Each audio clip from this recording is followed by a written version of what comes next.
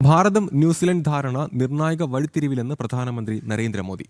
സ്വതന്ത്ര വ്യാപാര കരാർ ഉൾപ്പെടെ വിവിധ വിഷയങ്ങൾ ന്യൂസിലൻഡ് പ്രധാനമന്ത്രി ക്രിസ്റ്റഫർ ലക്സണുമായി നടന്ന കൂടിക്കാഴ്ചയിൽ ചർച്ചയായി. നിരവധി കരാറുകളും ഇരു നേതാക്കളുടെയും സന്ദർശനത്തോടനുബന്ധിച്ച് ഒപ്പുവച്ചു.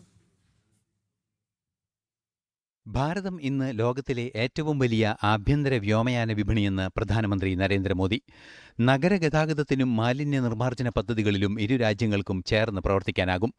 വിവിധ മേഖലകളിൽ ന്യൂസിലാൻഡുമായി സഹകരിക്കാൻ ഭാരതത്തിനാകുമെന്നും പ്രധാനമന്ത്രി പറഞ്ഞു. पिछले 3 वर्षों में हमारे व्यापार में 50% से अधिक की बढ़ोतरी हुई है. हमें विश्वास है कि एफटीए अगले 5 वर्षों में हमारे व्यापार को 2 गुना करने का मजबूत आधार बनेगा. കൃഷിയിടത്തിൽ നിന്നും വിപണിയിലേക്കും കയറ്റുമതിക്കും സാധ്യത തുറക്കുന്നതാണ് പുതിയ പദ്ധതികൾ.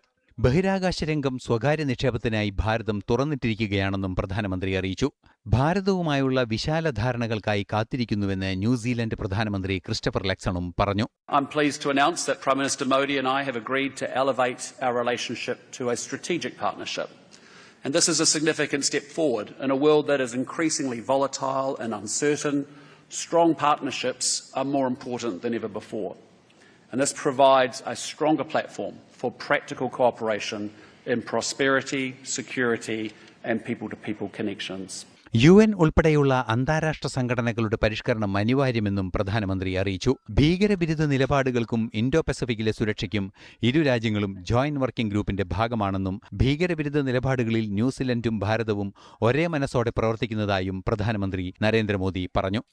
वैश्विक मंच पर भी भारत और न्यूजीलैंड भरोसेमंद साझेदार और करीबी मित्र है. हमारा मानना है कि वर्तमान समय की चुनौतियों का सामना करने के लिए यूएन सहित अन्य वैश्विक संस्थानों में रिफॉर्म आवश्यक है. आतंकवाद के विषय पर कंधे से कंधा मिलाकर आगे बढ़ाने के लिए आज हमने जॉइंट वर्किंग ग्रुप का गठन किया है. ന്യൂസിലൻഡിലെ ഇന്ത്യൻ ജനതയെ പ്രധാനമന്ത്രി നരേന്ദ്രമോദി അഭിസംബോധന ചെയ്തു. FCRA ഉൾപ്പെടെയുള്ള നിർണായക വിഷയങ്ങളിൽ ഉടൻ പരിഹാരം കാണുമെന്നും പ്രധാനമന്ത്രി പറഞ്ഞു. ത്രിരാഷ്ട്ര സന്ദർശനത്തിന്റെ അവസാന പാദത്തിലാണ് പ്രധാനമന്ത്രി നരേന്ദ്രമോദി ന്യൂസിലൻഡിൽ എത്തിയത്.